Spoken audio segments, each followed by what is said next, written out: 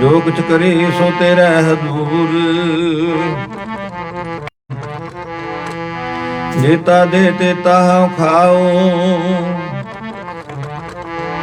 ਬਿਆਦਰ ਨਾਹੀ ਕੈ ਦਰ ਜਾਓ।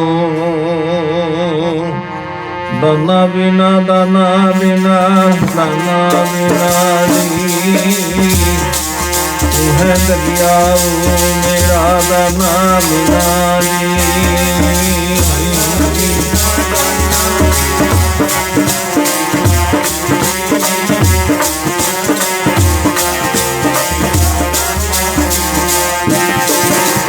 ਦਾਨਾ ਬਿਨਾ ਦਾਨਾ ਬਿਨਾ ਦਾਨਾ ਬਿਨਾ ਜੀ,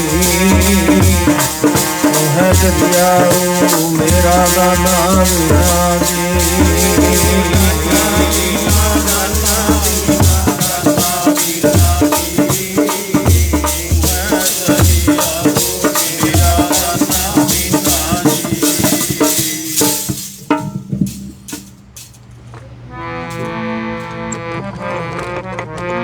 ਨਾਨਕ ਏਕ ਕਹੈ ਅਰਦਾਸ, ਜਿਉ ਪਿੰਡ ਸਭ ਤੇਰੇ ਪਾਸ।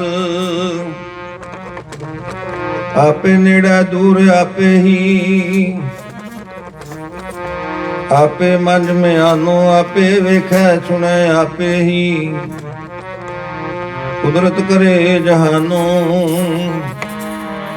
ਜੋ ਤਿਸ ਭਾਵੈ ਨਾਨਕਾ। ਹੁਕਮ ਸੋਈ ਪਰਵਾਨੋ,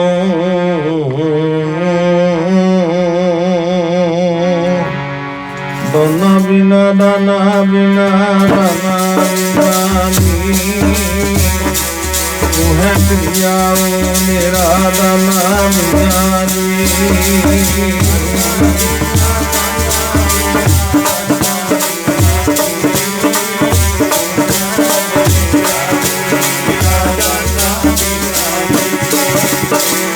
ਦਾਨਾ ਬਿਨਾ ਦਾਨਾ ਬਿਨਾ ਦਾਨਾ ਬਿਨਾ, ਤੂੰ ਹੈ ਦਰਿਆਓ ਮੇਰਾ ਦਾਨਾ ਬਿਨਾ ਜੀ।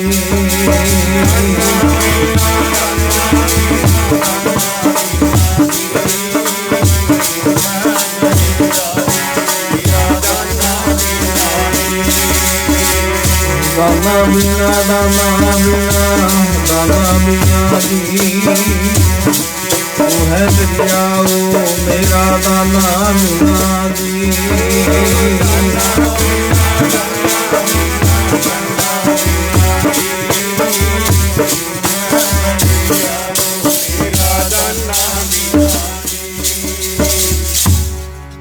ਸਾਧ ਸੰਗਤ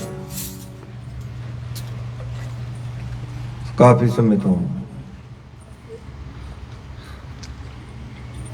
ਆਪ ਸਤਿਗੁਰਾਂ ਦੇ ਸੱਚਖੰਡ ਦਰਬਾਰ ਦੀਆਂ ਹਾਜ਼ਰੀਆਂ ਭਰ ਰਹੇ ਹੋ।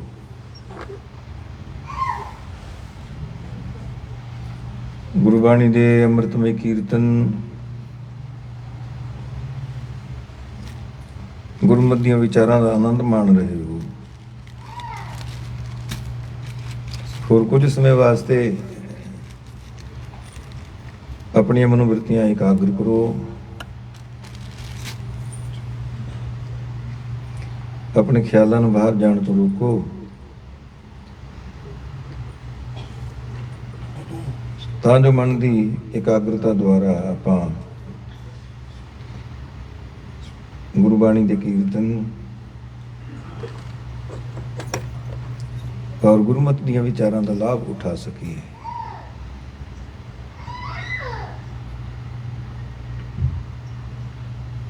ਆਪ ਸਭਨਾਂ ਦੇ ਅਤਿਅੰਤ ਵੱਡੇ ਭਾਗ ਨੇ।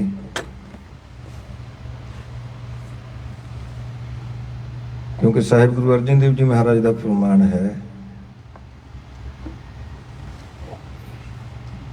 ਕਿ ਸਾਧ ਸੰਗਤ ਵਿੱਚ ਬੈਠ ਕੇ ਹਰੀ ਜਸ ਹਰੀ ਕੀਰਤਨ ਦਾ ਗਾਇਨ ਕਰਨਾ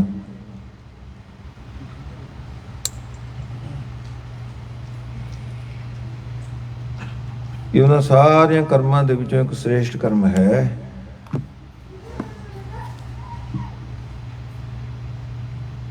ਜਿਹੜੇ ਅਕਾਲ ਪੁਰਖ ਵਾਹਿਗੁਰੂ ਦੇ ਮਿਲਾਪ ਵਾਸਤੇ ਕੀਤੇ ਜਾਂਦੇ ਹਨ।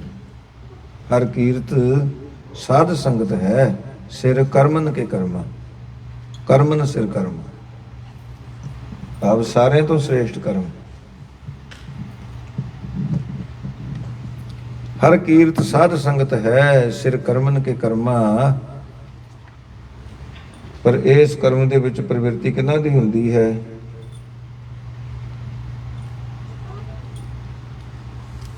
ਕੌਣ ਇਸ ਕਰਮ ਨੂੰ ਕਮਾਉਂਦੇ ਹਨ?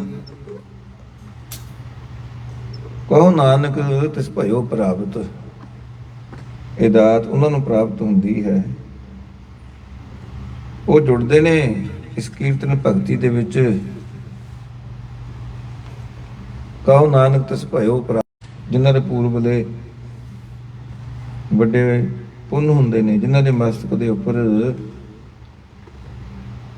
ਇਹ ਦਾਤ ਲਿਖੀ ਹੁੰਦੀ ਹੈ, ਉਹ ਲੈਂਦੇ ਨੇ, ਉਹ ਪ੍ਰਾਪਤ ਕਰਦੇ ਨੇ ਇਸ ਦਾਤ ਨੂੰ, ਉਹਨਾਂ ਨੂੰ ਹਾਸਲ ਹੁੰਦੀ ਹੈ ਕਲਯੁਗ ਦੇ ਸਮੇਂ ਦੀ ਸਾਰਿਆਂ ਤੋਂ ਸ੍ਰੇਸ਼ਟ ਭਗਤੀ।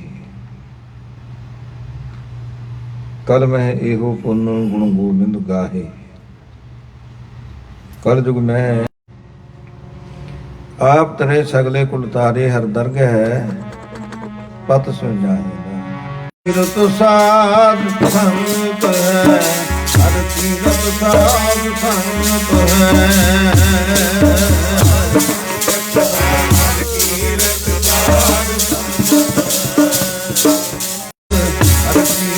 ਸਾਧ ਸੰਤ ਹੈ, ਹਰ ਕੀਰਤ ਸਾਧ ਸੰਤ ਹੈ, ਹਰ ਕੀਰਤ ਸਾਧ ਸੰਤ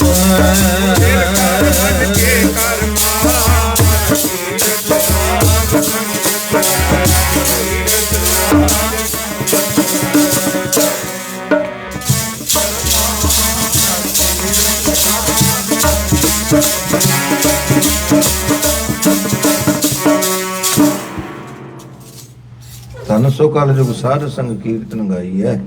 ਨਾਨਕ ਨਾਮ ਸਤਿਗੁਰੂ ਜੀ ਫਰਮਾਨ ਕਰਦੇ ਨੇ, ਗੁਰਸਿੱਖ ਉਸ ਕਲਯੁਗ ਦੇ ਸਮੇਂ ਨੂੰ ਵੀ ਧਨਤਾ ਯੁਗ ਬਣਾ ਦਿੰਦੇ ਹਨ ਜਦੋਂ ਸਾਧ ਸੰਗਤ ਵਿੱਚ ਜੁੜ ਮਿਲ ਕੇ ਗੁਰਬਾਣੀ ਦਾ ਗਾਇਨ ਕਰਦੇ ਹਨ। ਸਮੁੱਚੇ ਤੌਰ ਤੇ ਸਾਹਿਬ ਗੁਰੂ ਅਮਰਦਾਸ ਜੀ ਮਹਾਰਾਜ ਗੁਰਸਿੱਖਾਂ ਨੂੰ ਨਸੀਹਤ ਦਿੰਦੇ, ਬਲਕਿ ਹਰ ਗੁਰਸਿੱਖ ਮਾਤਰ ਵਾਸਤੇ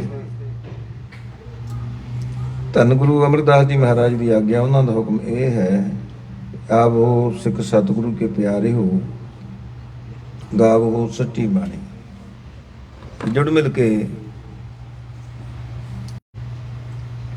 ਇਹ ਗੁਰਬਾਣੀ ਦੀਆਂ ਸਿੱਧੀਆਂ ਧਾਰਨਾ ਵਾਲੇ ਕੀਰਤਨ ਦੀ, ਉਹਦੇ ਪਿੱਛੇ ਵੀ ਮਨੋਰਥ ਇਹੋ ਹੀ ਹੈ ਕਿ ਸਾਰੀ ਸੰਗਤ ਦੀ ਇਸ ਕੀਰਤਨ ਭਗਤੀ ਦੇ ਵਿੱਚ ਸ਼ਮੂਲੀਅਤ ਹੋ ਸਕੇ।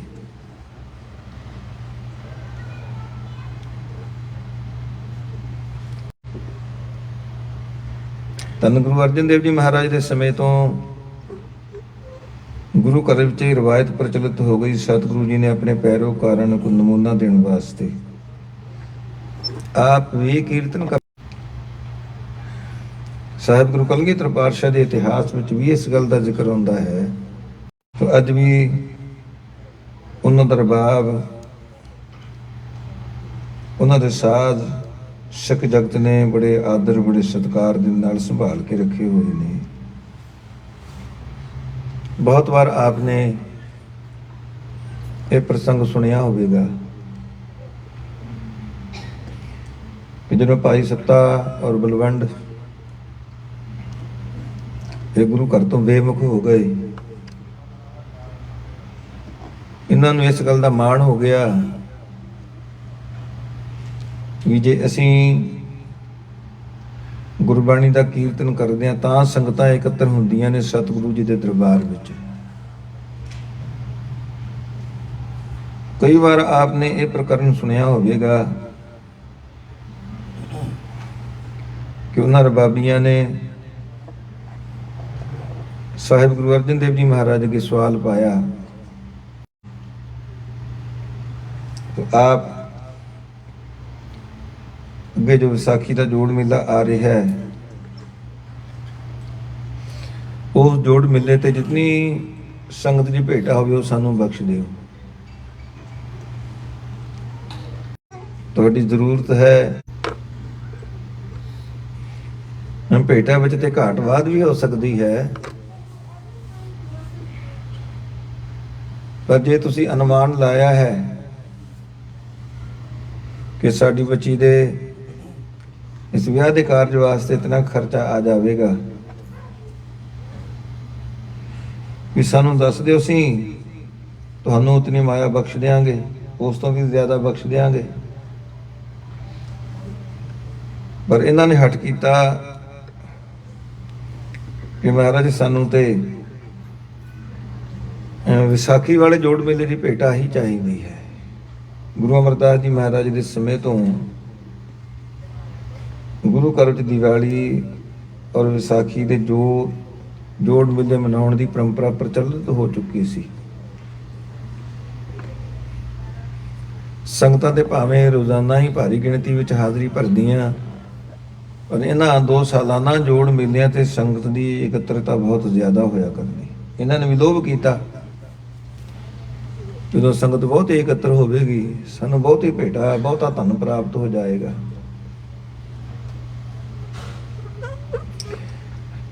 गुरु अर्जन देव जी महाराज ने इन्होंने समझाने की कोशिश की, पर इन्होंने हट ना छड्डिया।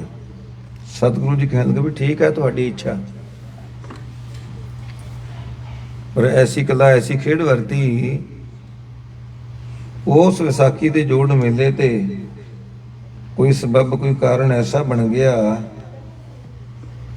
संगत का जोड़ मेल संगत की एकत्रता बहुत घट हुई।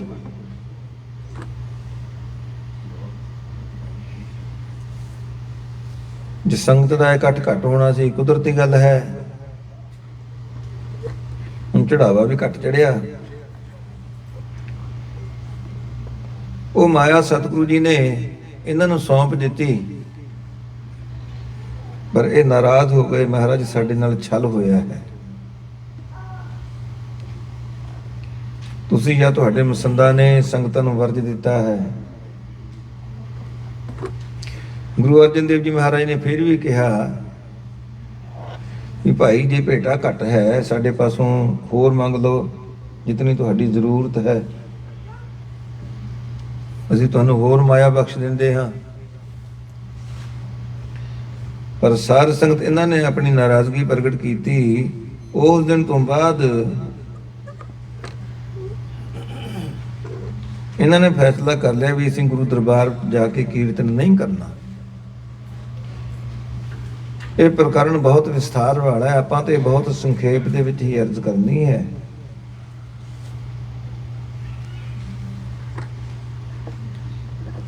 जब अगले दिन इस सतगुरु जी के दरबार में कीर्तन करने वास्ते हाजिर ना हुए, सतगुरु जी सिखां नूं कहण लगे भाई गुरु घर दे रबाबी नहीं आए। इन्होंने बेनती की गरीब नवाज आप कि भली प्रकार जानते ही हो कि वह नाराज हो गए ने। सतगुरु जी कहने लगे भाई उन्होंने बुला के ले आओ, गुरु घर दे कीर्तनीय ने। गुरु घर दे कीर्तनियां दा गुरु घर विच मान सत्कार हुंदा ही आया है। भी जे उन्हां दे मन विच कोई नाराजगी है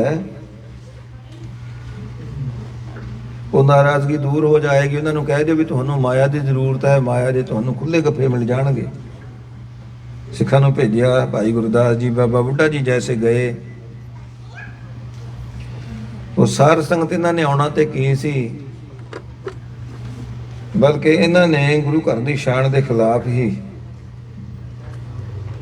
बड़ी भद्दी शब्दावली की वरतों की।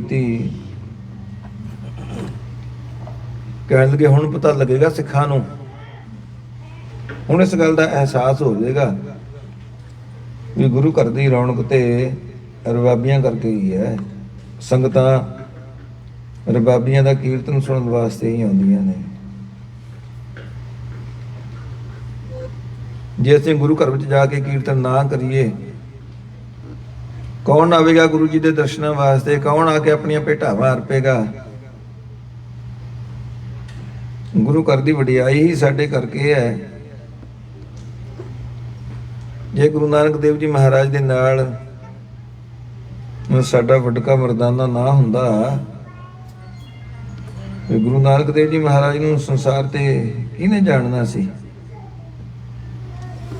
ਉਹ ਸਾਧ ਸੰਗਤ ਜਦੋਂ ਉਹਨਾਂ ਨੇ ਇੱਥੋਂ ਤੱਕ ਸਾਹਿਬ ਗੁਰੂ ਨਾਨਕ ਦੇਵ ਜੀ ਮਹਾਰਾਜ ਦੀ ਸ਼ਾਨ ਦੇ ਖਿਲਾਫ ਵੀ ਇਹ ਕੁਝ ਕਹਿ ਦਿੱਤਾ। ਸਾਹਿਬ ਗੁਰੂ ਅਰਜਨ ਦੇਵ ਜੀ ਮਹਾਰਾਜ ਗੁਰਸਿੱਖਾਂ ਨੂੰ ਕਹਿਣਗੇ, ਗੁਰਸਿੱਖੋ ਵੀ ਸਾਡੇ ਨਾਲ ਨਾਰਾਜ਼ ਹੋ ਗਏ, ਕੋਈ ਗੱਲ ਨਹੀਂ, ਸਾਡੀ ਲੈਂਦੇ, ਅਸੀਂ ਉਹ ਵੀ ਬਰਦਾਸ਼ਤ ਕਰ ਲੈਂਦੇ। ਪਰ ਉਹਨਾਂ ਨੇ ਤਾਂ ਸਮੁੱਚੇ ਤੌਰ ਤੇ ਹੀ ਸੰਗਤ ਦਾ ਅਪਮਾਨ ਕੀਤਾ ਹੈ। ਉਹਨਾਂ ਨੇ ਤੇ ਸਾਹਿਬ ਗੁਰੂ ਨਾਨਕ ਦੇਵ ਜੀ ਮਹਾਰਾਜ ਦੀ ਵੀ ਲਿਹਾਜ਼ ਨਹੀਂ ਕੀਤੀ। ਜਿਹੜਾ ਗੁਰੂ ਨਾਨਕ ਦਾ ਹੀ ਨਹੀਂ ਬਣਿਆ, ਜਿਹਦੇ ਮਨ ਵਿੱਚ ਗੁਰੂ ਨਾਨਕ ਦਾ ਹੀ ਅਦਬ ਨਹੀਂ, ਕੋੜੀਆਂ ਨੂੰ ਹੁਣ ਸਬੱਬ ਬਣ ਗਿਆ ਹੈ। ਗੁਰਸਿੱਖੋ, ਤੁਸੀਂ ਹੁਣ ਕੀਰਤਨ ਕਰਨ ਦੀ ਜਾਚ ਸਿੱਖੋ। ਤੁਸੀਂ ਜੁੜ ਮਿਲ ਕੇ ਸਾਹਿਬ ਗੁਰੂ ਅਮਰਦਾਸ ਜੀ ਮਹਾਰਾਜ ਦੀ ਆਗਿਆ ਦਾ ਪਾਲਣ ਕਰੋ। ਸਾਹਿਬ ਗੁਰੂ ਅਮਰਦਾਸ ਜੀ ਮਹਾਰਾਜ ਦੀ ਆਗਿਆ, ਉਹਨਾਂ ਦਾ ਹੁਕਮ ਉਹ ਇਕੱਲੇ ਰਬਾਬੀਆਂ ਵਾਸਤੇ ਨਹੀਂ।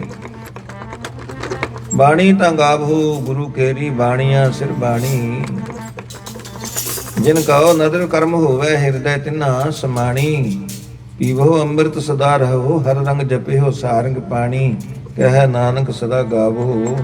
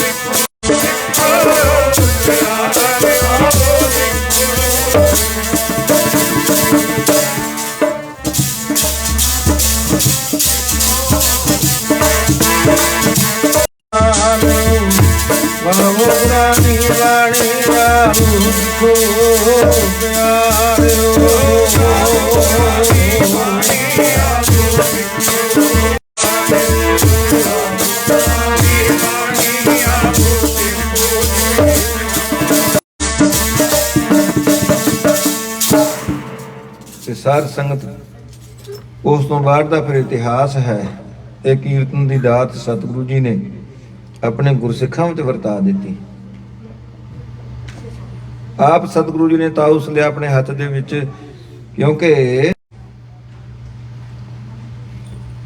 ਸਾਹਿਬ ਗੁਰੂ ਅਰਜਨ ਦੇਵ ਜੀ ਮਹਾਰਾਜ ਨੇ ਵੀ ਇਹ ਦਾਤ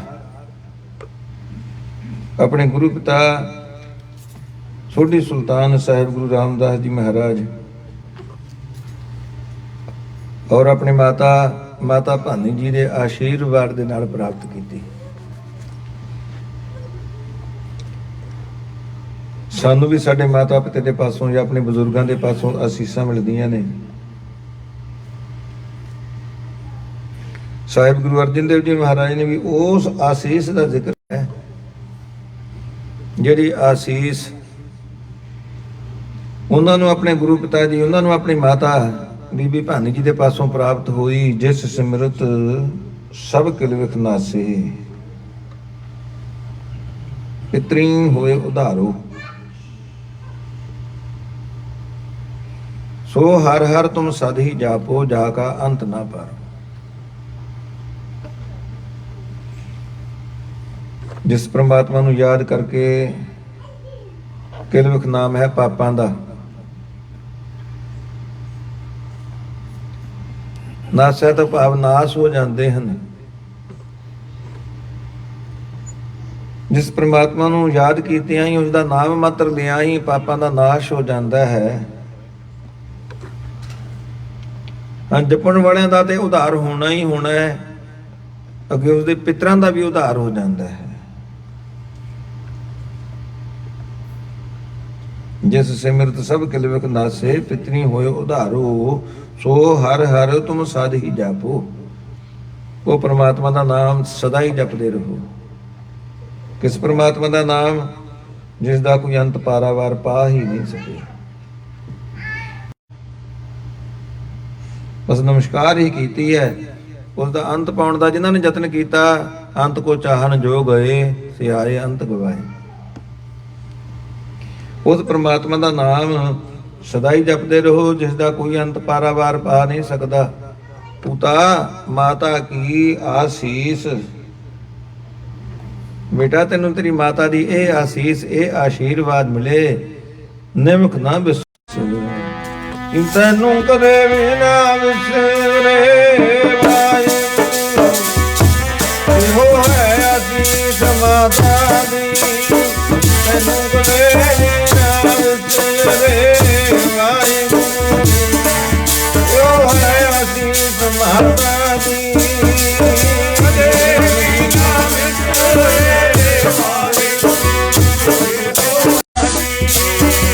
ਮਾਤਾ ਦੀ। ਤੈਨੂੰ ਕਦੇ ਨਾ ਵਿਸਰੇ ਵਾਹਿਗੁਰੂ,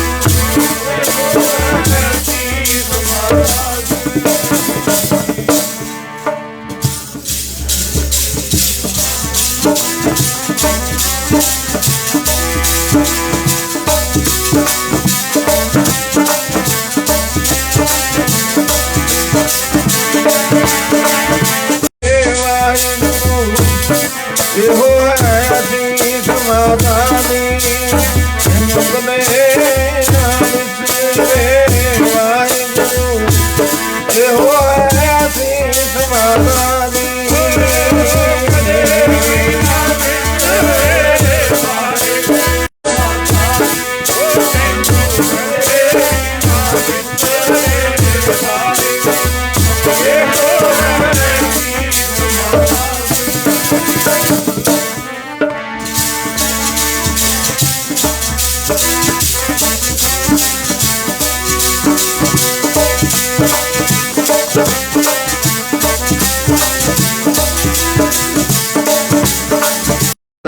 ਆਪਣੇ ਵੱਲੋਂ ਸਤਿਗੁਰ ਤੁਮ ਕੋ ਹੋਏ ਦਇਆਲਾ,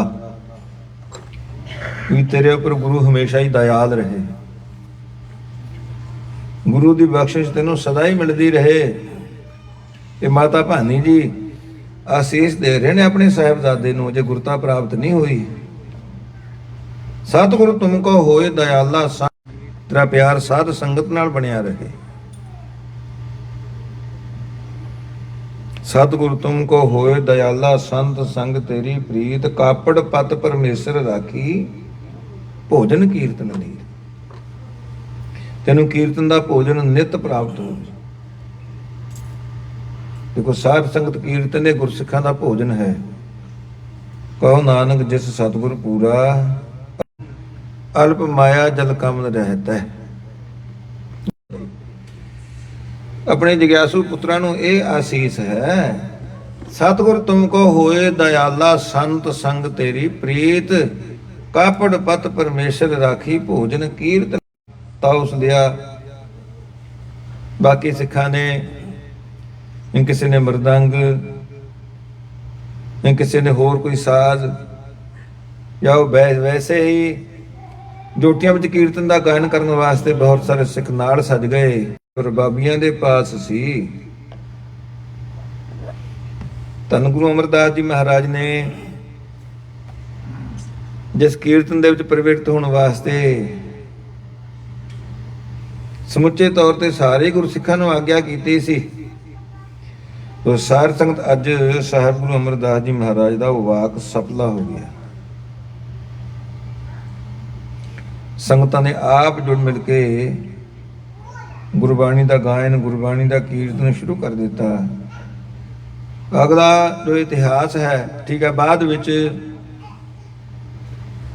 ਫਿਰ ਪਰਉਪਕਾਰੀ ਭਾਈ ਲੱਦੇ ਨੇ ਉਹਨਾਂ ਸੱਤਾ ਬਲਵੰਡ ਦੇ ਉੱਪਰ ਉਪਕਾਰ ਕੀਤਾ, ਕਿਉਂਕਿ ਜਿਹੜਾ ਸਤਿਗੁਰੂ ਜੀ ਨੇ ਵਚਨ ਕਰ ਦਿੱਤਾ ਉਹਨੂੰ ਦੁਨੀਆ ਦੀ ਕੋਈ ਸ਼ਕਤੀ ਟਾਲ ਨਹੀਂ ਸੀ ਸਕਦੀ। ਜਦੋਂ ਸਤਿਗੁਰੂ ਜੀ ਨੇ ਵਚਨ ਕੀਤਾ ਵੀ ਇਹਨਾਂ ਕੋੜੀਆਂ ਨੂੰ ਛੱਡੋ, ਵੀ ਆਪ ਹੀ ਹੁਣ ਗੁਰਬਾਣੀ ਦਾ ਕੀਰਤਨ ਸ਼ੁਰੂ ਕਰ ਦਿਓ, ਇਹਨਾਂ ਨੂੰ ਕੋੜ ਦੇ ਆਸਾਰ ਦੱਸਣ ਲੱਗ ਪਏ। ਕੋਈ ਇਹਨਾਂ ਨੂੰ ਨੇੜੇ ਨਹੀਂ ਟੁਕਣ ਦਿੰਦਾ। ਬੜੇ ਸਿੱਖਾਂ ਦੇ ਤਰਲੇ ਕੀਤੇ, ਇੱਕ ਵਾਰ ਸਾਨੂੰ ਬਖਸ਼ਾ ਦਿਓ, ਪਰ ਕੋਈ ਸਤਿਗੁਰੂ ਜੀ ਦੇ ਪਾਸ ਜਾ ਕੇ ਉਹਨਾਂ ਵਾਸਤੇ ਅਰਜ਼ ਨਹੀਂ, ਬੇਨਤੀ ਨਹੀਂ ਕਰਦਾ। ਜਿਨ੍ਹਾਂ ਦੇ ਮਨ ਵਿੱਚ ਰਹਿਮ ਆਇਆ ਵੀ ਸਾਹਿਬ ਗੁਰੂ ਅਰਜਨ ਦੇਵ ਜੀ ਮਹਾਰਾਜ ਦੇ ਚਰਨਾਂ 'ਚ ਬੇਨਤੀ ਕੀਤੀ ਵੀ ਸਤਿਗੁਰੂ ਜੀ ਫਿਰ ਕਹਿਣ ਲੱਗੇ, ਭਾਈ ਸਾਡੀ ਸ਼ਾਨ ਦੇ ਖਿਲਾਫ ਜੋ ਮਰਜ਼ੀ ਬੋਲ ਦਿੰਦਾ ਅਸੀਂ ਬਖਸ਼ ਦਿੰਦੇ। ਪਰ ਉਹਨਾਂ ਨੇ ਤੇ ਸਾਹਿਬ ਗੁਰੂ ਨਾਨਕ ਦੇਵ ਜੀ ਮਹਾਰਾਜ ਦਾ ਵੀ ਲਿਹਾਜ਼ ਨਹੀਂ ਕੀਤਾ। ਜਿਹੜਾ ਗੁਰੂ ਨਾਨਕ ਦੀ ਨਿੰਦਿਆ ਕਰ ਸਕਦਾ ਹੈ, ਫਿਰ ਉਸ ਨੂੰ ਅਸੀਂ ਕਿਵੇਂ ਬਖਸ਼ ਸਕਦੇ? ਸਿੱਖਾਂ ਨੇ ਫਿਰ ਬਾਰ-ਬਾਰ ਬੇਨਤੀਆਂ ਕਰਨੀਆਂ। ਅਖੀਰ ਬੜੇ ਸਖਤ ਲਫ਼ਜ਼ ਵਰਤੇ। ਆਪਾਂ ਇਤਿਹਾਸ ਦਾ ਜ਼ਿਆਦਾ ਵਿਸਥਾਰ ਨਹੀਂ ਕਰਨਾ। ਭਾਈ ਲੱਦੇ ਪਰਉਪਕਾਰੀ ਨੇ ਫਿਰ ਬਾਹਰ ਵਿੱਚ ਉਹਨਾਂ ਨੂੰ ਬਖਸ਼ਾਇਆ। ਬਾਹਰ ਵਿੱਚ ਫਿਰ ਆ ਕੇ ਗੁਰੂ ਘਰ ਵਿੱਚ ਕੀਰਤਨ ਕਰਨ ਲੱਗੇ। ਜਿਸ ਜ਼ਬਾਨ ਦੇ ਨਾਲ ਉਹਨਾਂ ਨੇ ਗੁਰੂ ਨਾਨਕ ਦੀ ਨਿੰਦਿਆ ਕੀਤੀ ਸੀ, ਉਸੇ ਹੀ ਜ਼ਬਾਨ ਦੇ ਨਾਲ ਸਾਹਿਬ ਗੁਰੂ ਨਾਨਕ ਦੇਵ ਜੀ ਮਹਾਰਾਜ ਦੀ ਸਿਫਤ ਕੀਤੀ। ਖੈਰ ਬਖਸ਼ ਦਿੱਤਾ ਉਹਨਾਂ ਨੂੰ ਸਾਹਿਬ ਗੁਰੂ ਅਰਜਨ ਦੇਵ ਜੀ ਮਹਾਰਾਜ ਨੇ। ਫਿਰ ਉਹਨਾਂ ਦੀ ਰਚਨਾ ਨੂੰ ਵੀ ਸਤਿਗੁਰੂ ਜੀ ਨੇ ਗੁਰਬਾਣੀ ਦੇ ਵਿੱਚ ਥਾਂ ਦਿੱਤੀ। ਉਹਨਾਂ ਦੀ ਬਾਣੀ ਜਿਹੜੀ ਸਾਹਿਬ ਸ੍ਰੀ ਗੁਰੂ ਗ੍ਰੰਥ ਸਾਹਿਬ ਜੀ ਮਹਾਰਾਜ ਦੇ ਵਿੱਚ ਭਾਈ ਬਲਵੰਡ ਔਰ ਸੱਤੇ ਦੀ ਵਾਰ ਦੇ ਨਾਮ ਨਾਲ ਪ੍ਰਸਿੱਧ ਹੈ, ਰਾਮਕਲੀ ਰਾਗ ਦੇ ਵਿੱਚ, ਜਿਹਦੇ ਵਿੱਚ ਗੁਰੂ ਸਾਹਿਬਾਨ ਦੀ, ਸਾਹਿਬ ਗੁਰੂ ਨਾਨਕ ਦੇਵ ਜੀ ਮਹਾਰਾਜ, ਗੁਰੂ ਅੰਗਦ ਦੇਵ ਜੀ, ਸਾਹਿਬ ਗੁਰੂ ਅਮਰਦਾਸ ਔਰ ਗੁਰੂ ਰਾਮਦਾਸ ਜੀ ਦੀ, ਧੰਨ ਗੁਰੂ ਅਰਜਨ ਦੇਵ ਜੀ ਮਹਾਰਾਜ ਦੀ ਸਿਫਤ ਹੈ। ਅਬ ਭਾਈ ਬੱਚੇ ਨੂੰ ਚੁੱਪ ਕਰਾ ਲਓ ਜਾਂ ਬਾਹਰ ਲੈ ਜਾਓ, ਸਾਰੀ ਸੰਗਤ ਡਿਸਟਰਬ ਹੁੰਦੀ ਹੈ। ਜਿਹੜੀ ਬੀਬੀ ਦੇ ਪਾਸ ਬੱਚਾ ਹੈ ਉਹਨੂੰ ਆਪਣੇ ਆਪ ਹੀ ਧਿਆਨ ਰੱਖਣਾ ਚਾਹੀਦਾ, ਭਾਈ ਬਾਰ-ਬਾਰ ਇਹ ਬੇਨਤੀ ਨਾ ਕਰਨੀ ਪਵੇ।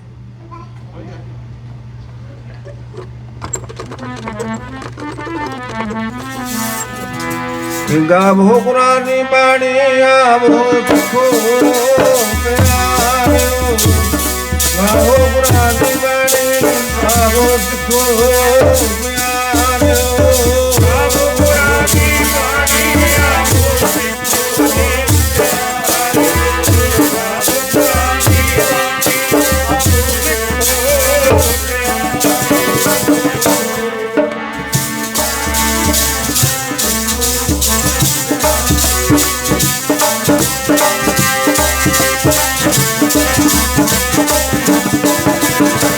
ਗਾਵੋ ਕੁਰਾਨੀ ਬਾਣੀ ਆਵੋ ਸਿੱਖੋ ਪਿਆਰਿਓ, ਗਾਵੋ ਕੁਰਾਨੀ ਬਾਣੀ ਆਵੋ ਸਿੱਖੋ ਪਿਆਰਿਓ, ਗਾਵੋ ਕੁਰਾਨੀ ਬਾਣੀ ਆਵੋ ਸਿੱਖੋ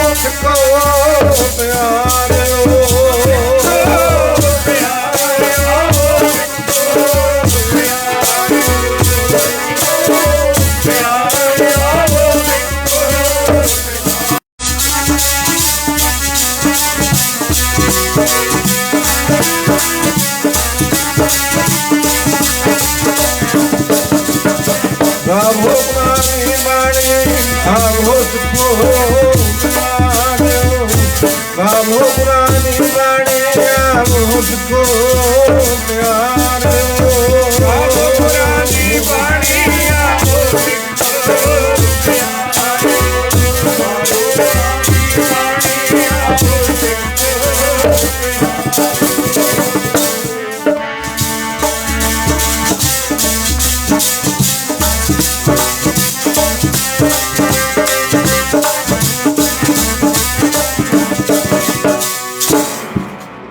ਸਾਧ ਸੰਗਤ ਇਉਂ ਸਤਿਗੁਰੂ ਜੀ ਨੇ ਇਹ ਦਾਤ ਗੁਰਸਿੱਖਾਂ ਨੂੰ ਬਖਸ਼ ਦਿੱਤੀ। ਨਿਵਲਾ ਭਾਈ ਨਿਹਾਲੂ ਵਗੈਰਾ ਇਤਿਆਦਿ ਉਹਨਾਂ ਸਿੱਖਾਂ ਦਾ ਵੀ ਜ਼ਿਕਰ ਆਉਂਦਾ ਹੈ। ਉਹ ਵੀ ਸਤਿਗੁਰੂ ਧੰਨ ਗੁਰੂ ਅਰਜਨ ਦੇਵ ਜੀ ਮਹਾਰਾਜ ਦੇ ਸੱਚਖੰਡ ਦਰਬਾਰ ਵਿੱਚ ਕੀਰਤਨ ਕਰਿਆ ਕਰਦੇ। ਔਰ ਜਦੋਂ ਕੀਰਤਨ ਕਰਦੇ ਬੜਾ ਸੰਗਤਾਂ ਦਾ ਮਨ ਜੁੜਦਾ।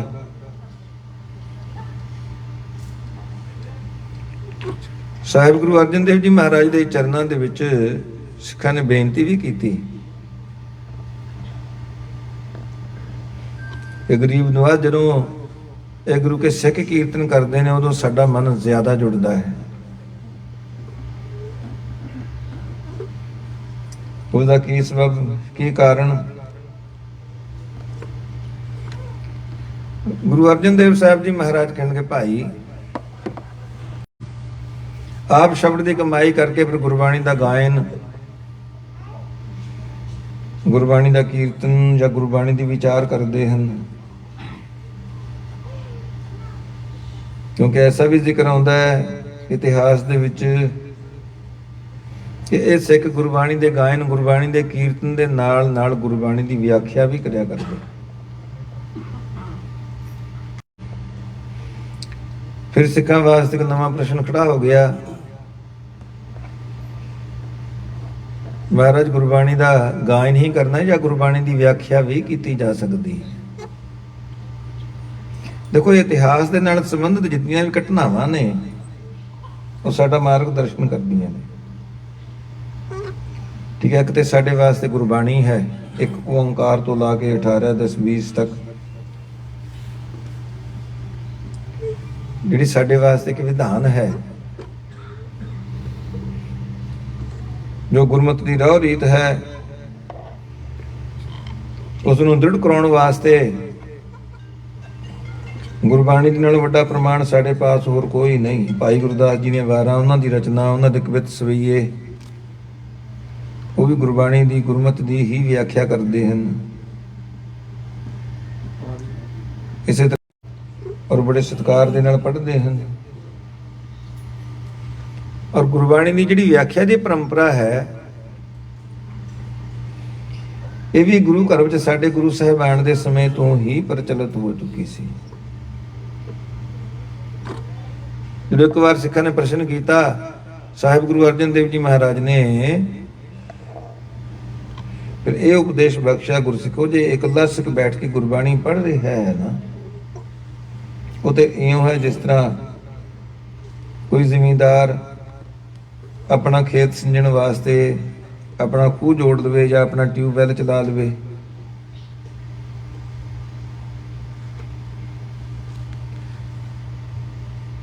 ਆਪਣਾ ਪੰਪ ਚਲਾ ਕੇ, ਆਪਣਾ ਟਿਊਬਵੈਲ ਚਲਾ ਕੇ ਆਪਣਾ ਖੇਤ ਸਿੰਜ ਲਿਆ, ਨਾਲ ਦੇ ਜ਼ਿਮੀਂਦਾਰ ਨੂੰ ਤੇ ਕੋਈ ਲਾਭ ਨਹੀਂ। ਜੇ ਮੋੜੇ ਧਾਰ ਮੀਂਹ ਪੈਣਾ ਸ਼ੁਰੂ ਹੋ ਜਾਵੇ ਫਿਰ ਉਹਦੇ ਨਾਲ ਸਾਰੇ ਜ਼ਿਮੀਂਦਾਰਾਂ ਦੇ ਖੇਤ ਸਿੰਜੇ ਜਾਂਦੇ ਹਨ। ਪਰ ਮੋੜੇ ਧਾਰ ਮੀਂਹ ਬਹੁਤਾ ਲੰਮਾ ਸਮਾਂ ਨਹੀਂ ਪਿਆ ਕਰਦਾ। ਜਿਸ ਤਰ੍ਹਾਂ ਥੰਡਰ ਸਟਾਰਮ ਹੁੰਦਾ ਹੈ, ਉਹ ਥੋੜੀ ਦੇਰ ਦੇ ਵਿੱਚ ਹੀ ਬਰਸ ਕੇ ਫਿਰ ਆਸਮਾਨ ਵਿੱਚ ਹੀ ਅਲੋਪ ਹੋ ਜਾਂਦਾ ਹੈ। ਫਿਰ ਇੱਕ ਝੜੀ ਲੱਗ ਜਾਂਦੀ ਹੈ, ਨਿੱਕੀ ਕਣੀ ਦਾ ਮੀਂਹ ਉਹ ਮੁਤਵਾਤਰ ਕਈ ਦਿਨ ਲਗਾਤਾਰ ਪੈਂਦਾ ਹੀ ਰਹਿੰਦਾ ਹੈ। ਉਹਦਾ ਅਸਰ ਵੀ ਜ਼ਮੀਨ ਵਿੱਚ ਗਹਿਰਾਈ ਤੱਕ ਹੋਇਆ ਕਰਦਾ ਹੈ। ਮੋੜੇ ਧਰਮੀ ਪੈਂਦਾ ਹੋਵੇ ਉਹਦਾ ਅਸਰ ਬਹੁਤਾ ਗਹਿਰਾਈ ਤੱਕ ਨਹੀਂ ਜਾਂਦਾ, ਰੁੜ ਕੇ ਪਾਣੀ ਅੱਗੇ ਲੰਘ ਜਾਂਦਾ ਹੈ। ਗੁਰੂ ਅਰਜਨ ਦੇਵ ਜੀ ਮਹਾਰਾਜ ਕਹਿੰਦੇ, ਗੁਰਸਿੱਖੋ ਇਕੱਲਾ ਸਿੱਖ ਬੈਠਾ ਬਾਣੀ ਪੜ੍ਹ ਰਿਹਾ ਹੈ ਉਹ ਤੇ ਇਉਂ ਹੈ ਜਿਸ ਤਰ੍ਹਾਂ ਕੋਈ ਜ਼ਿਮੀਂਦਾਰ ਆਪਣਾ ਟਿਊਬਵੈਲ ਚਲਾ ਕੇ ਆਪਣਾ ਮੈਂ ਖੂਹ ਜੋੜ ਕੇ ਆਪਣਾ ਖੇਤ ਸਿੰਜ ਲਵੇ। ਜਦੋਂ ਗੁਰਬਾਣੀ ਦਾ ਅਖੰਡ ਕੀਰਤਨ ਹੋ ਰਿਹਾ ਹੋਵੇ, ਉਹ ਮਾਨੋ ਨਾਮ ਬਾਣੀ ਦੀ ਮੋਹਲੇ ਧਾਰ ਵਰਖਾ ਹੈ। ਹਾਂ, ਗੁਰਬਾਣੀ ਦੇ ਕੀਰਤਨ ਦਾ ਲਾਭ ਕਈ ਵਾਰ ਸੰਗਤਾਂ ਨੂੰ, ਠੀਕ ਹੈ, ਜਿਨ੍ਹਾਂ ਦੀ ਸੰਗੀਤ ਦੇ ਵਿੱਚ ਥੋੜ੍ਹੀ ਬਹੁਤ ਰੁਚੀ ਹੈ, ਜਿਨ੍ਹਾਂ ਨੂੰ ਸੁਰਤਾਲ ਦਾ ਗਿਆਨ ਹੈ, ਜਾਂ ਜਿਨ੍ਹਾਂ ਨੂੰ ਗੁਰਬਾਣੀ ਦੇ ਅਰਥਾਂ ਦਾ ਬੋਧ ਹੈ, ਜਿਨ੍ਹਾਂ ਨੂੰ ਸਤਿਗੁਰੂ ਜੀ ਨੇ ਐਸਾ ਵਿਵੇਕ ਬਖਸ਼ ਦਿੱਤਾ ਹੈ, ਉਹਨਾਂ ਨੂੰ ਗੁਰਬਾਣੀ ਦੇ ਕੀਰਤਨ ਦਾ ਬਹੁਤਾ ਆਨੰਦ ਆਉਂਦਾ ਹੈ। ਕਈ ਵਾਰ ਅਖੰਡ ਕੀਰਤਨ ਹੋ ਰਿਹਾ ਹੋਵੇ, ਗੁਰਬਾਣੀ ਦਾ ਜੋ ਸਾਰ ਸਿਧਾਂਤ ਹੈ, ਗੁਰਬਾਣੀ ਦੇ ਅਰਥਾਂ ਦੀ ਵਿਚਾਰ ਸਮਝ ਨਹੀਂ ਪੈਂਦੀ, ਪਰ ਪੂਰਾ ਲਾਭ ਨਹੀਂ ਪ੍ਰਾਪਤ ਕੀਤਾ ਜਾ ਸਕਦਾ। ਔਰ ਜੇ ਨਾਲ ਵਿਆਖਿਆ ਵੀ ਕਰ ਦਿੱਤੀ ਜਾਵੇ,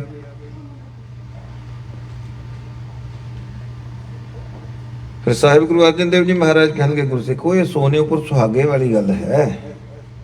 ਇਹ ਗੁਰਬਾਣੀ ਦੀ ਵਿਆਖਿਆ ਕੀਰਤਨ ਦੇ ਨਾਲ ਨਾਲ ਵਿਖਿਆਨ, ਇਹ ਮਾਨੋ ਨਿੱਕੀ ਬੂੰਦ ਦਾ ਮੀਂਹ ਹੈ ਜਦੋਂ ਝੜੀ ਲੱਗ ਜਾਂਦੀ ਹੈ।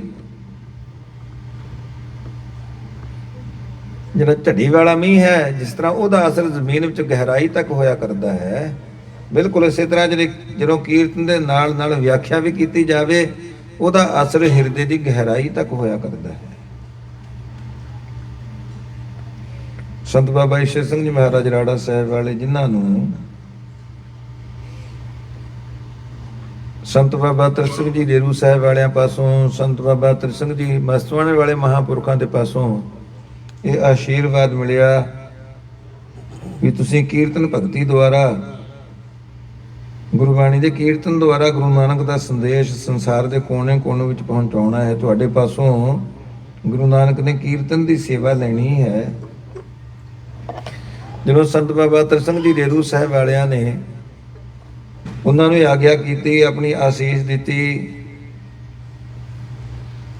ਕੀਰਤਨ ਸਿੱਖਣ ਵਾਸਤੇ ਪ੍ਰੇਰਿਆ, ਨਾਲ ਇਹ ਵੀ ਆਗਿਆ ਕੀਤੀ ਕਿ ਜਿਹੜੇ ਗੁਰਮਤਿ ਦੇ ਗ੍ਰੰਥ ਨੇ ਉਹਨਾਂ ਦਾ ਅਧਿਐਨ ਵੀ ਕਰਨਾ ਹੈ,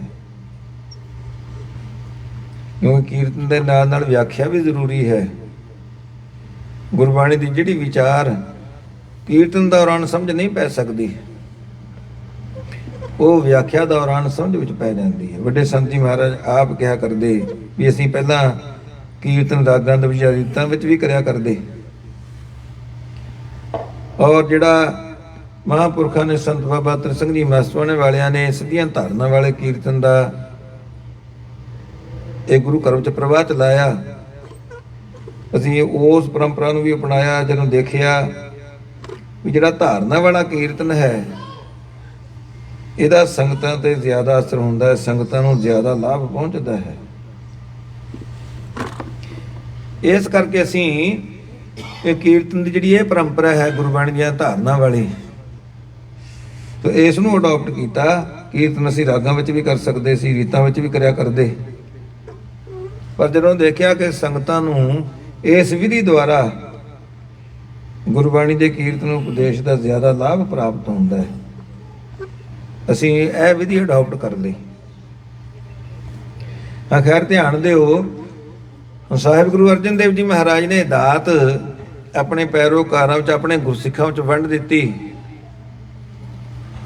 ਗੁਰਸਿੱਖੋ, ਧੰਨ ਗੁਰੂ ਅਮਰਦਾਸ ਜੀ ਮਹਾਰਾਜ ਦੀ ਆਗਿਆ ਦਾ ਪਾਲਣ ਕਰੋ, ਜਿਹੜੇ ਸਮੁੱਚੇ ਤੌਰ ਤੇ ਸਭਨਾਂ ਨੂੰ ਹੀ ਮੁਖਾਤਬ ਹੋ ਕੇ ਹਰ ਗੁਰਸਿੱਖ ਮਾਤਰ ਨੂੰ ਇਹ ਆਗਿਆ ਕਰ ਰਹੇ ਨੇ ਕਿ ਇਹ ਗੁਰੂ ਦੇ ਪਿਆਰੇ ਗੁਰਸਿੱਖੋ, ਤੁਸੀਂ ਜੁੜ ਮਿਲ ਕੇ ਇਕੱਤਰ ਹੋ ਕੇ ਗੁਰਬਾਣੀ ਦਾ ਗਾਇਨ ਕਰੋ। ਇਹ ਕਲਯੁਗ ਦੇ ਸਮੇਂ ਦਾ ਸਭ ਤੋਂ ਵੱਡਾ ਪੁੰਨ ਹੈ। ਤਿੱਥੈ ਤੂੰ ਸਮਰੱਥ ਜਿੱਥੈ ਕੋਈ ਨਾਹੇ, ਉਥੈ ਤੇਰੀ ਰਖ ਅਗਨੀ ਉਦਰ ਮਾਹੇ।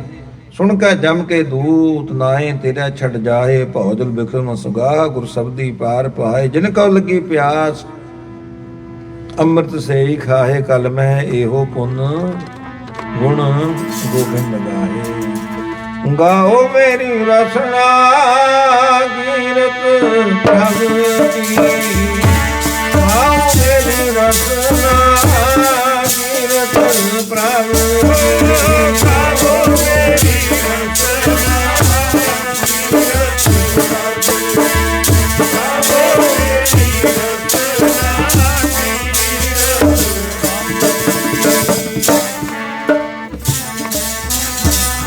ਕੀ।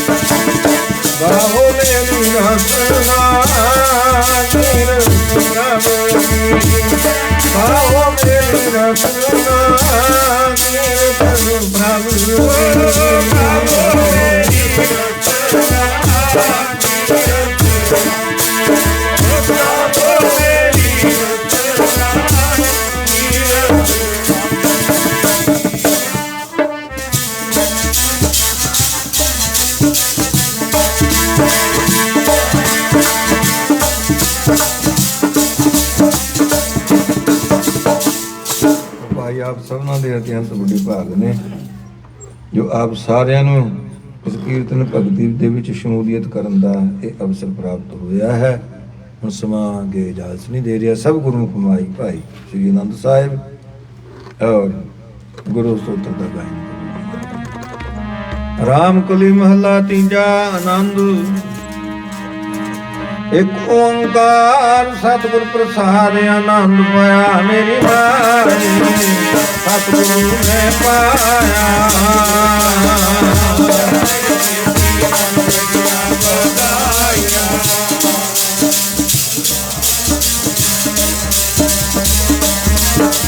ਅਬ ਦੋ ਤੰਗਾ ਹੋ ਹਰੀ ਤੇਰਾ ਮਨ ਜਿਨੀ ਬਖਾਇਆ।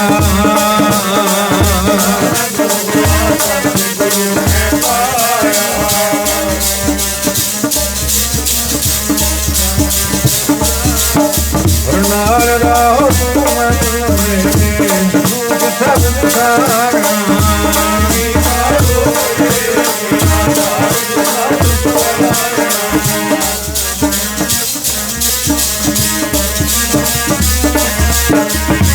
ਨਾਨਕ ਮਨ ਮੇਰੇ ਸਦਾ ਹਰਿ ਨਾਮ ਸਦਾ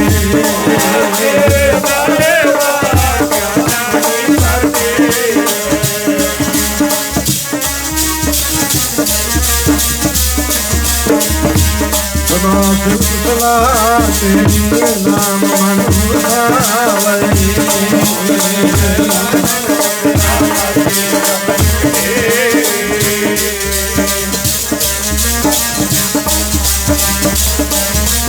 ਆਸਾ ਨਾਮ ਮੇਰਾ ਆਧਾਰ ਆਦ ਨਾਮ ਆਧਾਰ ਮੇਰਾ ਜਿਨ ਪਾਸਾ ਨਿਗਰਾਈਆਂ।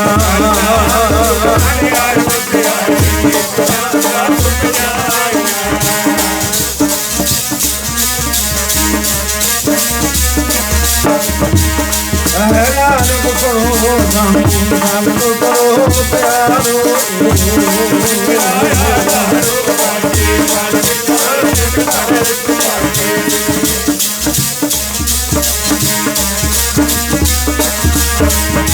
ਅੰਤ ਲੋਕ ਮੋਸ ਮੇਰੇ ਮਾਰਨ ਤੁਮਾਰਿਆ।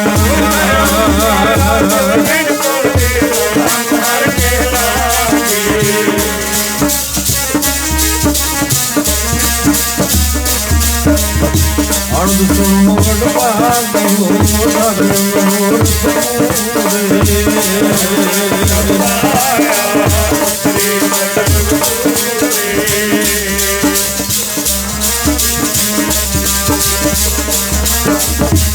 ਅੰਤ दिन कहे सबके पूरे गोपे रानी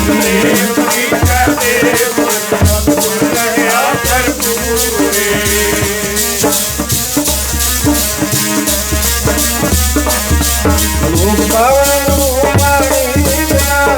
माता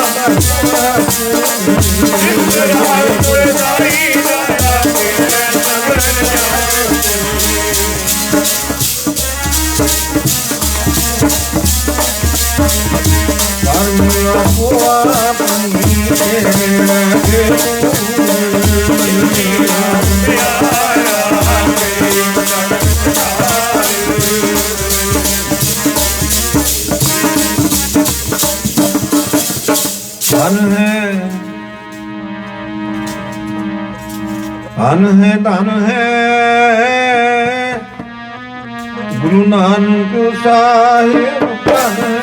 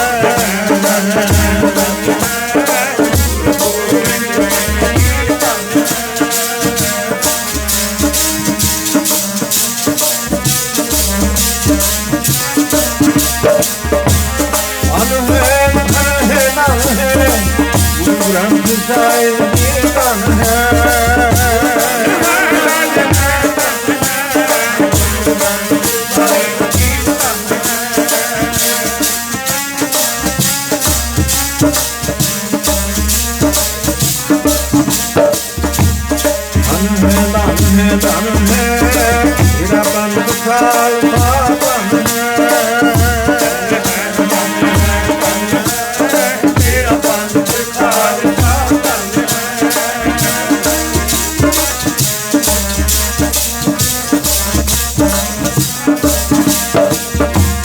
ਸਤਿਨਾਮ ਜੀ ਵਾਹਿਗੁਰੂ ਸਤਿਨਾਮ ਜੀ ਵਾਹਿਗੁਰੂ ਸਤਿਨਾਮ ਜੀ ਵਾਹਿਗੁਰੂ ਸਤਿਨਾਮ ਜੀ ਵਾਹਿਗੁਰੂ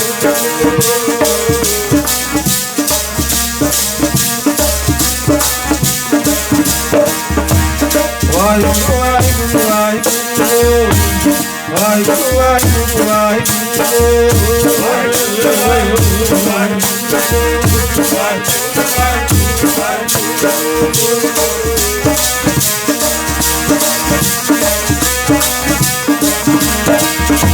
ਵਾਹਿਗੁਰੂ ਬੋਲ ਤੇ ਨਾਲੋ ਵਾਹਿਗੁਰੂ ਬੋਲ ਤੇ ਨਾਲੋ ਵਾਹਿਗੁਰੂ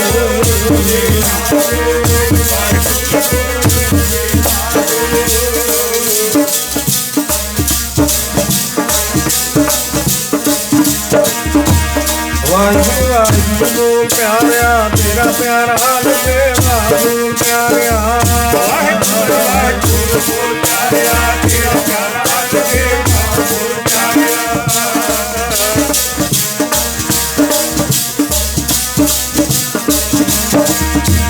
ਵਾਹਿਗੁਰੂ ਵਾਹਿਗੁਰੂ ਪਿਆਰਿਆ ਤੇਰਾ ਜਿਤਨਾ ਲੱਗੇ ਵਾਹਿਗੁਰੂ ਪਿਆਰਿਆ ਵਾਹਿਗੁਰੂ ਵਾਹਿਗੁਰੂ ਪਿਆਰਿਆ ਤੇਰਾ ਜਿਤਨਾ ਲੱਗੇ ਵਾਹਿਗੁਰੂ ਪਿਆਰਿਆ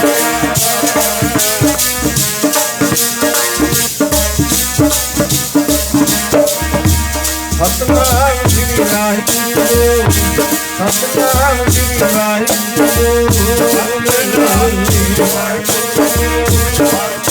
ਸਤਿਨਾਮ ਜੀ ਵਾਹਿਗੁਰੂ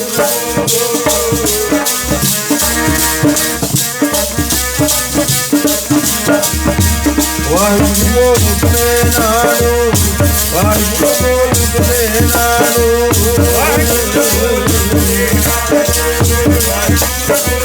ਨਾਲੋ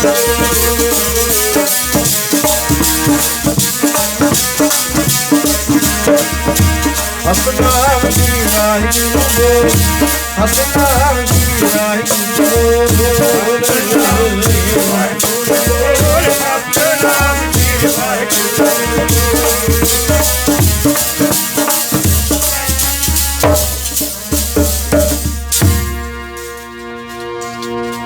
ਸਾਧ ਸੰਗਤ ਦੀ ਨਿਗਾਹ ਦੀ ਪ੍ਰਵਾਨ ਕਰਨੀ ਬਖਸ਼ਣ ਦੀ ਖਿਮਾ ਵਾਹਿਗੁਰੂ ਜੀ ਕਾ ਖਾਲਸਾ ਵਾਹਿਗੁਰੂ ਜੀ ਕੀ ਫਤਿਹ ਤੁਮ ਆਖੁਰ ਤੁਮ ਪਹਿਲਾ